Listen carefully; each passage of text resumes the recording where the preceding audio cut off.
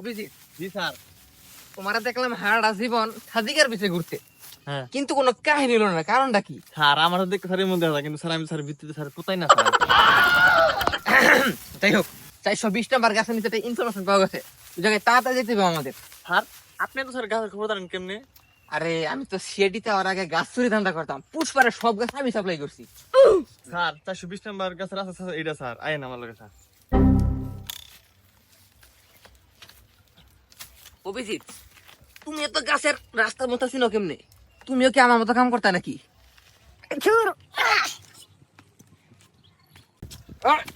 এই অভিজিৎ, ঠিক আছে, টান দাও একটু, টান দাও, টান দাও।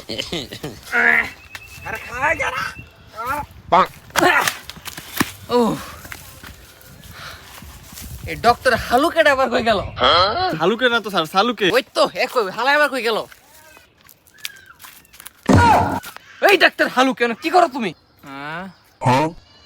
এইটা পৃথিবীর প্রাচীনতম ঔষধি গাছ। এইটা যদি একবার খাওয়া যায় তাইলে আমার রাজা হওয়ার স্বপ্ন পূরণ হইয়া যাইবো, আর রানীর অভাব থাকবো না। ডক্টর হালুকে তাড়াতাড়ি উঠেন, গভীর ইনভেস্টিগেশন করানো লাগবো। এগুলা খায় তো মাথা ঠিক থাকতো না, উঠেন উঠেন। আরে খার ওইটা খাইয়া লই, এটা খাইলে তো পরীক্ষাটা ভালো হইব। এই সাতার মাথা 420 নাম্বার গাছের কাছাকাছি আয় পড়ছি, আইন আমার লগে। দয়া, এখানে একটা লাশ পাওয়া গেছে। দয়া, শি ইজ ডেড। লাশটাই মাত্র মারা গেল। এই স্যার, কি কর, লাশ আবার মারা যায় কেমনে?